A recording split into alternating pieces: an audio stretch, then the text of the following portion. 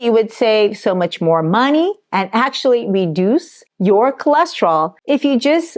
Hi friends, I have here some of my favorite foods that contain the number 1 nutrient to naturally reduce cholesterol. Now, here are the 10 foods that contains this number 1 nutrient. However, you may not find this essential nutrient in these 10 foods because of specific food processing methods. But the true power of this nutrient lies in its ability to improve 10 other health parameters. So let's rapid fire through these markers in less than 1 minute. Now, if you eat this ingredient daily, you will achieve so much more than lower cholesterol. You will normalize your blood sugar, lower inflammation, you will increase your energy, you will increase short-chain fatty acids, you will reduce constipation, which is really the key to lowering cholesterol, you will reduce hemorrhoid flares, you will improve your immunity, you will improve your skin health, you will improve your kidney health, and you will improve your liver health. And of course, you have to eat enough of this nutrient throughout the day, and the magic number is at least 30 grams daily. Now, if you guess the nutrient is fiber,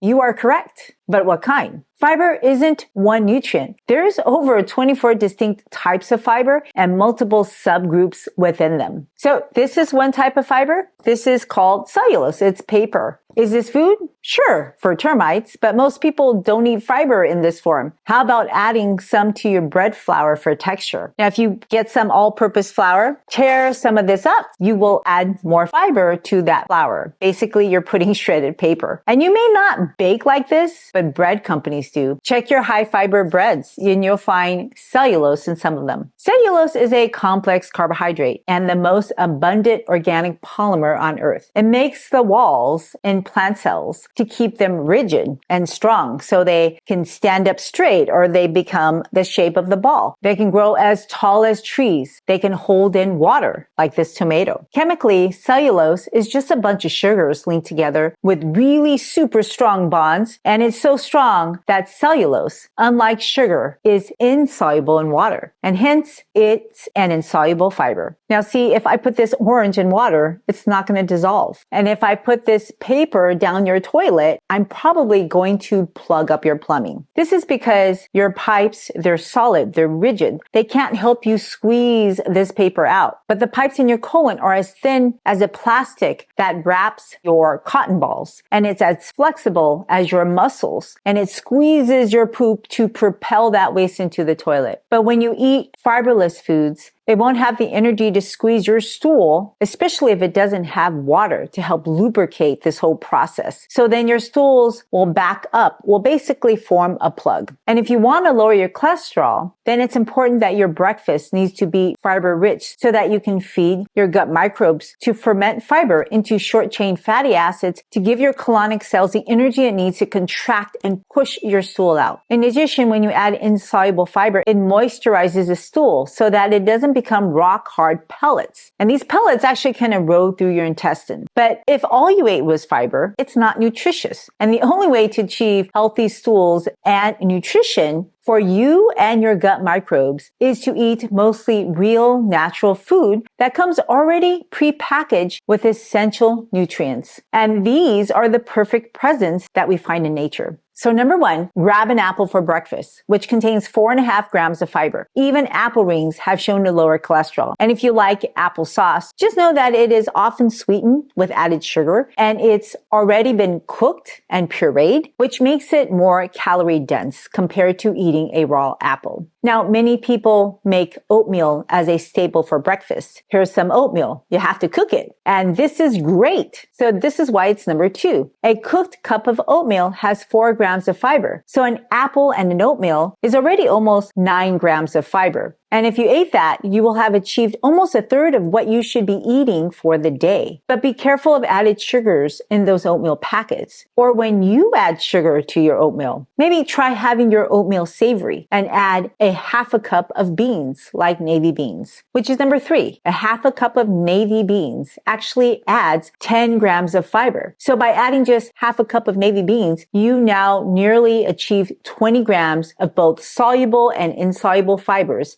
and almost 15 grams of protein. And the reason why oatmeal and navy beans lowers cholesterol is because they are rich in soluble fiber. Now, here's a list of a few soluble fibers. In nature, there isn't a single plant with only soluble fibers. Otherwise, they would be washed away every time you turn the sprinklers on. Kind of like Jell-O. Now, I think we all agree that Jell-O is not real food, and neither is pectin. Now, chemistry has allowed these synthetic fun foods that actually tax our health and confuses the public on what we should eat and what we should avoid. Jell-O was my go-to dessert when I was trying to lose weight as a kid because it was sold to me as a low-calorie food. Of course, it's low in calories. It's fake food. They are chemicals that don't belong in our bodies. But when you eat natural whole plants, you actually eat chemicals that your body uses to build, repair, and remove unwanted items like excess cholesterol, excess sugars, and toxins that all contribute independently and together to inflammation. Eating foods that are labeled all natural may not improve your cholesterol at all or lower your blood sugar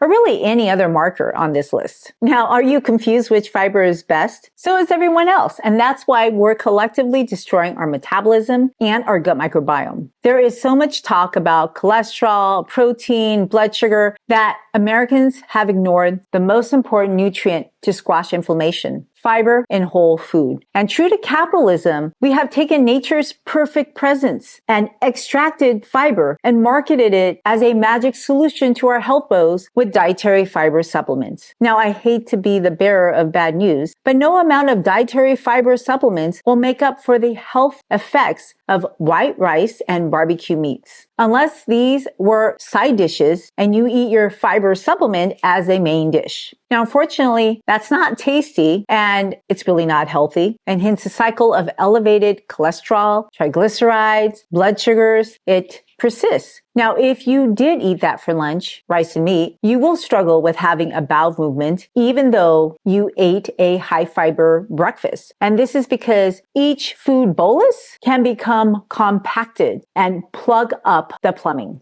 Now, if your toilet gets clogged when you are having a bowel movement, I don't think you can blame the guy who came before you who was flushing the toilet fine before you did your business. Now, imagine having a trash compactor that sucks out all the liquid in your trash and all that is left is a dense solid mass. So every time you eat, that is what your intestines try to do. But if you keep putting slimy, wet paper in between the dry trash faster than the compactor can suck out the liquid, then the waste will have less friction and it'll be easier to slide down your tube. And that's the function of soluble and insoluble fiber. And by adding half a cup of kidney beans, number 4 for lunch, you'll get about 10 more grams of fiber. Now, vegetables are super important too. And eating a cup of Brussels sprouts and a medium-sized carrot and orange for dessert will have added a total of 17 grams of fiber for lunch. It's that easy to exceed the minimum recommended intake of fiber, which is 30 grams a day. And we've just only talked about breakfast and lunch. So here is why it's important to seek soluble fiber. The sliminess and gel is key to health. I have here some chia seeds that are mixed in water. And let me show you what happens close up to this chia seed. This is actually my secret weapon is chia seeds. Notice how it's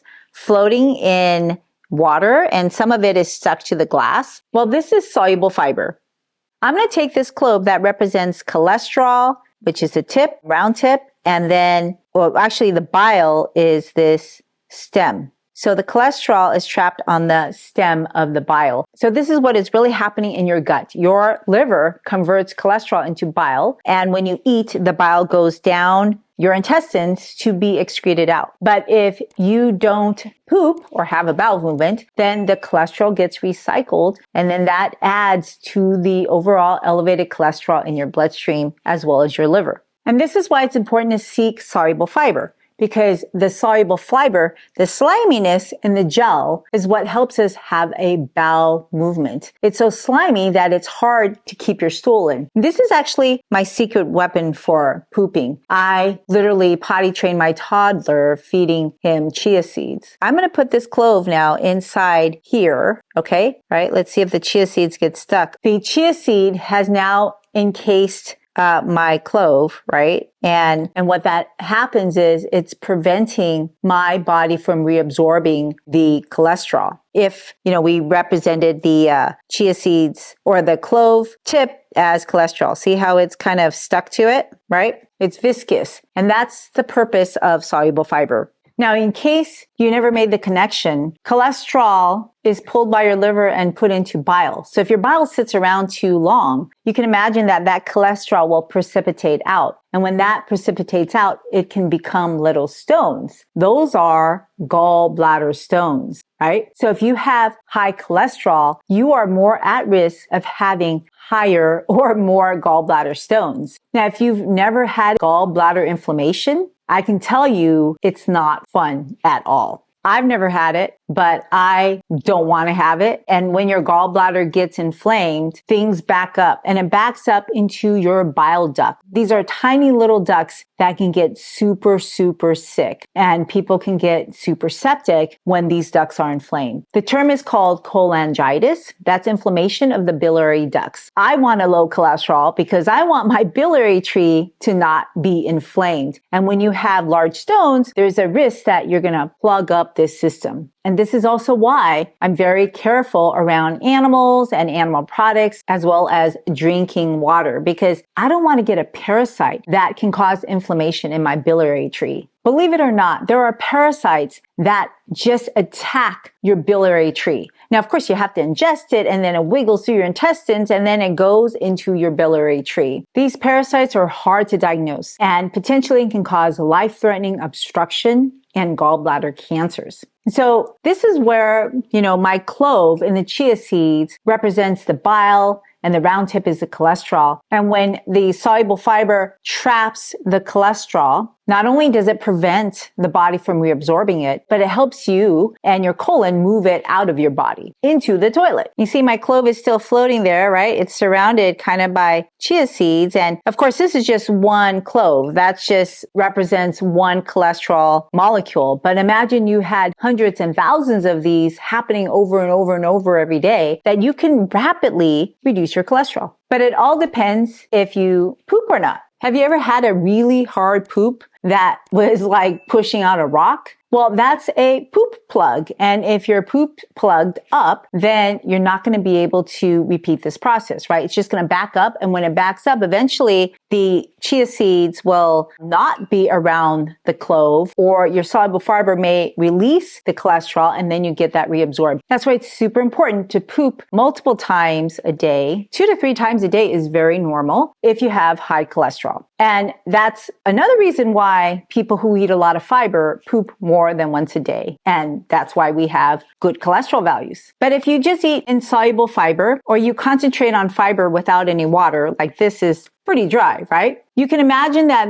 this will constipate your plumbing, right? It's like throwing this in the toilet. It's going to block up my plumbing. I mean, nobody really would do that, right? Eat paper. But believe it or not, there are people who actually do eat paper. It's called Xylophagia, which is a subset of pica, or a feeding disorder of early childhood characterized by eating non-nutritive substances. And when I looked this up, amazingly, 20% of pregnant women, as well as about 10 to 15% of those with learning disabilities, actually have this condition. So eating isolated fiber, which is essentially a non-nutritive substance, is honestly culturally acceptable in America because it's sold as a wellness product for digestive health and improved cholesterol. The reality is you can eat that stuff, but it's not where you're going to find health in your digestive tract, or improve your cholesterol, or the other 9 health parameters. Now, natural whole foods like sweet potatoes, they don't just have 4 grams of fiber per cup. They are packed with nutrients like vitamin A, essential for your eye health, nerve health, and your immunity. So when you eat that whole food, you're not just feeding yourself, you're feeding your gut microbes. And when you eat non-nutritive substances like fiber supplements, there's no nutrition for you. And potentially these things can make you more constipated, which trap more toxins to tax your immunity. Now, I just bought some large reed avocados. An avocado can have 14 grams of fiber. And I love avocados on my green salad because that is my dressing. It's so creamy, right? And it turns my raw green salad into a fiber-rich meal. Lots of people mistakenly think that their raw green salads are rich in fiber. They are not, especially at the portions that people are eating. So you have to go out of your way to add fiber-rich vegetables like sweet potatoes, adding fruits, nuts, or seeds. So a green salad with sweet potatoes, avocados, and some kidney beans would turn that plain green salad into a fiber-rich food. Beans are a great source of soluble fiber, and avocados are a great source of insoluble fiber. And this is why we need to eat a diversity of foods, because when they're paired together, they give us more health than either one alone. So all plants have cellulose. It is the wrapping paper that holds a plant together. It holds all the sugars, the proteins, the fats, the vitamins, the minerals, the phytonutrients. And plant cells, they are perfectly wrapped presents. Now, if someone gave you a present with lots of different things, but then they opened it and only gave you one item from the present, how would you feel? I'd feel pretty cheated. And that is what is happening to your food when people take extracts or single ingredients out of these foods. High fructose corn syrup is not corn, and all-purpose flour is not wheat. It's like giving you a laptop, but only giving you one key from the laptop, and then trying to convince you that you have a computer. Now, you have a component of a computer, a laptop key, but certainly you're not going to be able to make that key work the same way as the whole laptop. And this is why whole plants can help you achieve those 11 parameters, including reducing cholesterol, while highly processed foods will not. And when you eat ultra-processed foods, your presents have been tampered with, and they are giving you the same ingredient over and over in multiple different ultra-processed foods, but they're all holding out on the best parts of those presents. And remember how I said cellulose is a bunch of sugar molecules? So how come people who are exclusively plant-based have lower body weights, lower blood sugars, and lower cholesterol if we are literally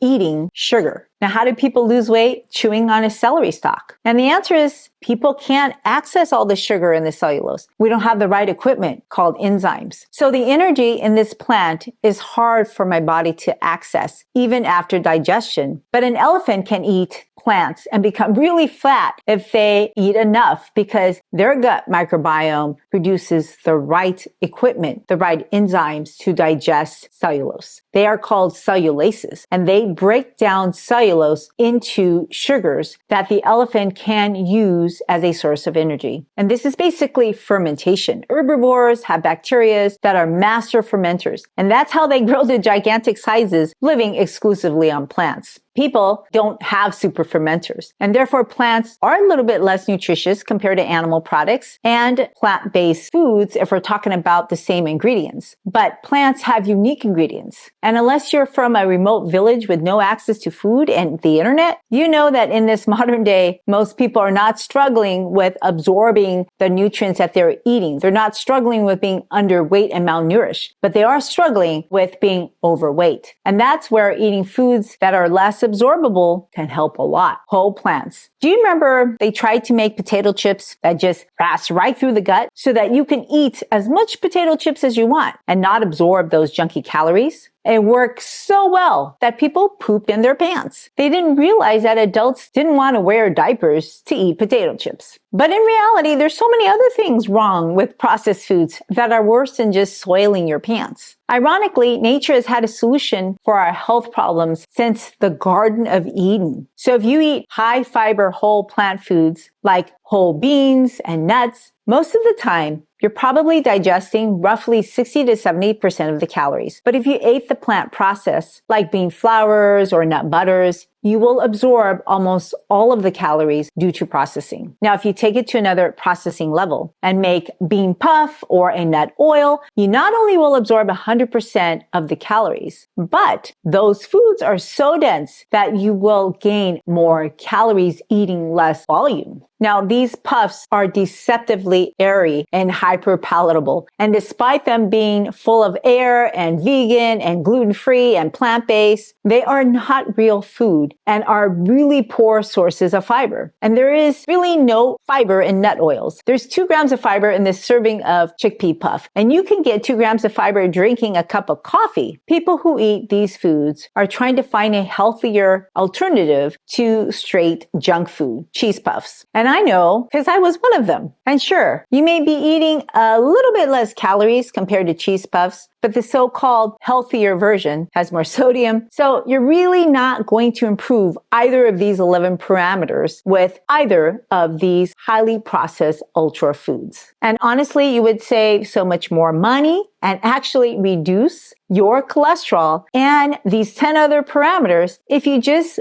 got yourself a plate of whole corns and whole beans and ate those instead of Cheetos and these puffs. Hyperpalatable foods, they actually induce you to eat more food. They make you feel more hungry and they fill you with illicit urges and cravings that a whole plant just will never do. Now, have you ever daydreamed about a dish, maybe a dessert, meal, or snack? Or how about a drink? These are all comfort foods. And I used to look forward to my next meal or a snack, especially my daily bagel. And in fact, I would think about my food at school and would worry that one of my roommates actually would eat that before I got home. And now I realize I had an addiction to food. And when I ate those foods, I simply packed on pounds. It went straight to my gut. But when I ate more whole plants, my pants would get loose. On the weekends, I would go out and my pants would be tight by Monday. And then for the rest of the week, I would focus my diet on eating whole plants and my pants would get looser. And I knew I actually was eating less food because I was feeling less hungry. And that is the beauty of eating whole plants. Now, in my closet, for years, I had kept a pair of pants that was actually 2 sizes below what I was wearing in hopes that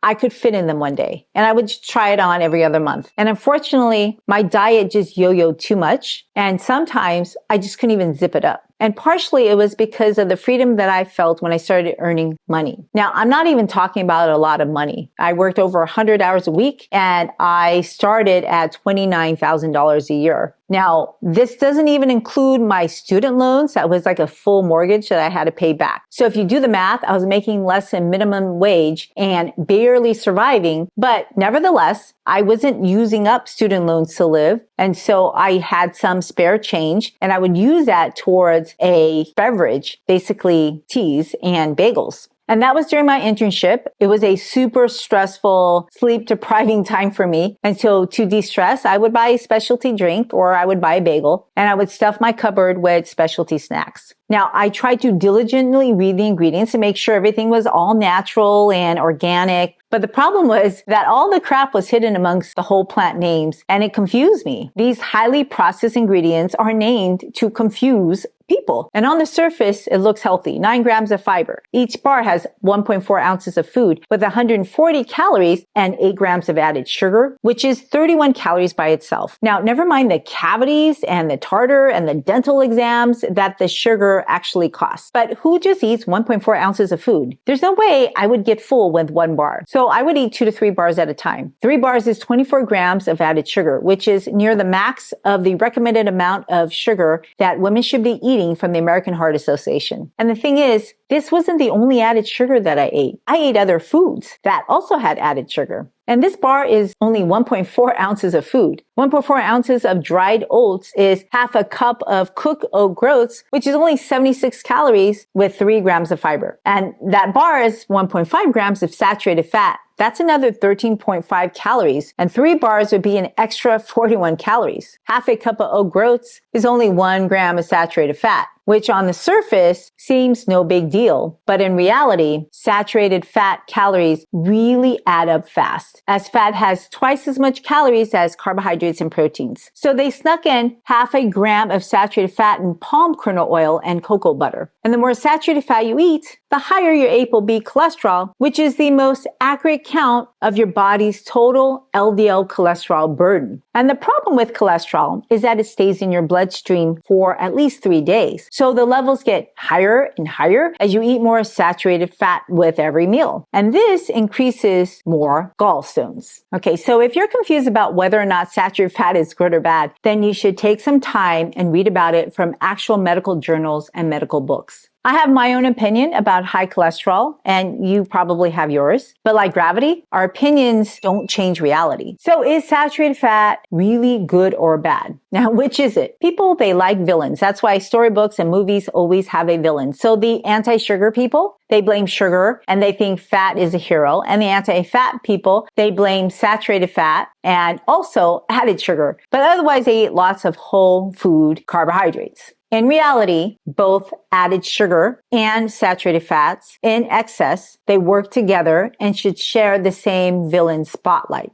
Frankly, people are just simply eating too much of both. And when we do that, we are simply eating too many calories for our sedentary lifestyles. Now, scientists, they study food as if we are eating chemicals. And because that's what they are doing, creating chemicals. But in the old days, people didn't used to eat all these food chemicals. This explosion in our store shelves is flooding thousands of chemicalized ingredients into our bodies. And we are struggling to adjust. Now, back in the 1960s, scientists linked diets high in saturated fat to atherosclerosis, which is clogged plumbing, bad arteries, poor blood flow. And they asked Americans to reduce saturated fat because I'm sure you know, no blood, no life. So processed food companies, they took advantage of that message and they started making low fat but highly refined carbohydrate junk foods or chemicalized foods, which honestly I ate a lot of in the 1990s. Now, ironically, Americans didn't listen to the experts and they just began eating extra food. In fact, nobody stopped eating fat. They actually began to eat more fat. And people have been gaining more fat because people have been eating more chemicalized foods and fats. And they also began to eat more meat, especially more chicken. So the message was eat less saturated fat, and people just ate more of everything. Extra calories, no matter if they're from fat, sugars, or proteins, or chicken, are all converted by your liver to saturated fat and transported as triglycerides in your bloodstream. And that's why when you eat a lot of sugar and refined carbohydrates, your triglyceride and your LDL cholesterol will rise, which just gives them more opportunities to plug up your plumbing, your blood vessels. So I know when I'm hungry, if I go for meats and highly refined carbs, I'm just going to gain a ton of weight because I need volume to feel full, to feel satiated. And that's another superpower of fiber. And that's why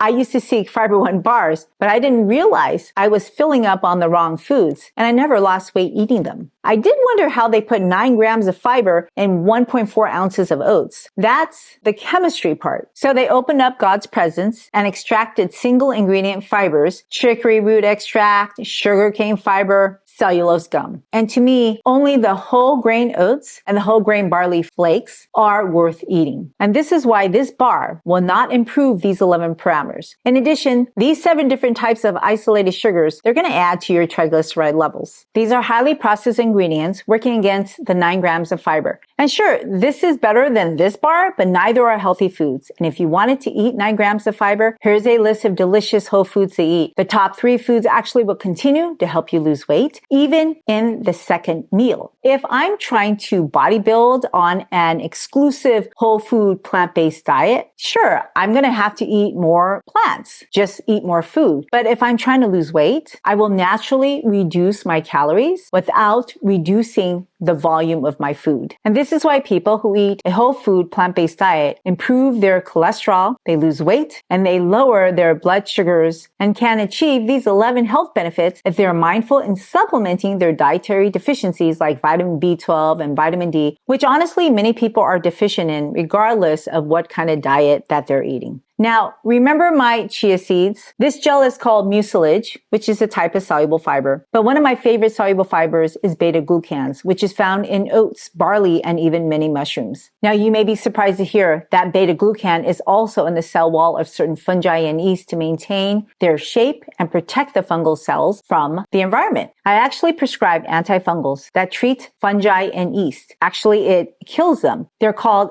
echinocandins that specifically target the synthesis of beta-glucans in fungal cell walls. They inhibit the enzyme beta-glucan synthase, leading to a weakened cell wall, lysis, and cell death of fungi like Candida. Now, beta-glucans are so strong that they act as a shell to house essentially the body parts of the fungus. Now, if you have ever felt food that has spoiled, It's kind of slimy, right? Some of that sliminess is beta-glucan. And that is also found in plant material like oats and barley. Now notice how nature repeats things that are so well made. So when we eat beta-glucans, we may not be able to digest it, but our microbes can ferment that. But when you don't eat foods rich in fiber, you literally starve your best friends. Actually, they are more like Jekyll and Hyde. They are only your friends when you are nice to them and when you feed them well. And they eat a variety of fiber. So when you don't eat plant cell walls, they're going to eat your colonic walls, basically the mucin barrier that separates you from them. And that starts leaky gut, irritable bowel syndrome, ulcers, and a whole host of other immune problems. But when you eat beta-glucan-rich foods, they activate various immune cells. Let's start with the macrophages. They are tasked to engulf and destroy pathogens and remove cellular trash. How about the neutrophils? They act as your first line of defense, and they identify and eliminate pathogens that get through cuts. You get injuries all the time throughout your gastrointestinal system because you are literally trying to push foreign material from your mouth through your anus. This is like a battleground.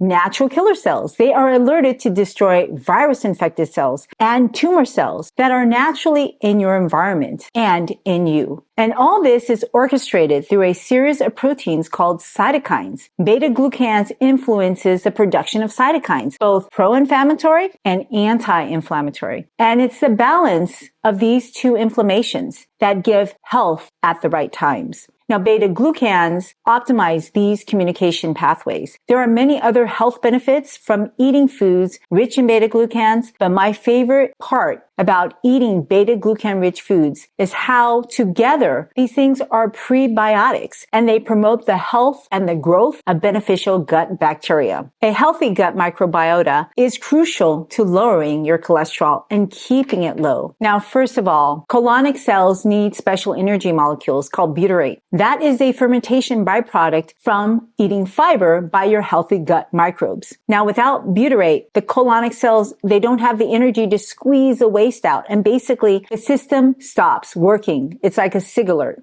And this is why people who don't eat fiber, they don't have daily bowel movements. And if you don't have a bowel movement, it's really hard to lower your cholesterol because it gets absorbed back in your body. Now, even though I like beta-glucan-rich foods like oats or barley or shiitake mushrooms, I don't eat isolated beta-glucans. I look for them in food. And when you eat a variety of whole foods, you get access to a variety of different soluble fibers. Now, here is a list of some soluble fibers and the foods that are rich in them. And notice, there are above and below ground plants. And this includes whole grains, fruits, roots, nuts, and seeds. There's actually over 250,000 edible plants. So if you don't like one, you can look for 249,000 others. And if you ate 30 new plants a week, you still wouldn't be able to try all the edible plants in your lifetime. But not every plant has the same power to change and improve your health. In fact, some of these plants can work against each other if you eat them at the wrong times or pair them incorrectly. And if you want to learn which ones have the most bang for your bite, watch the next video.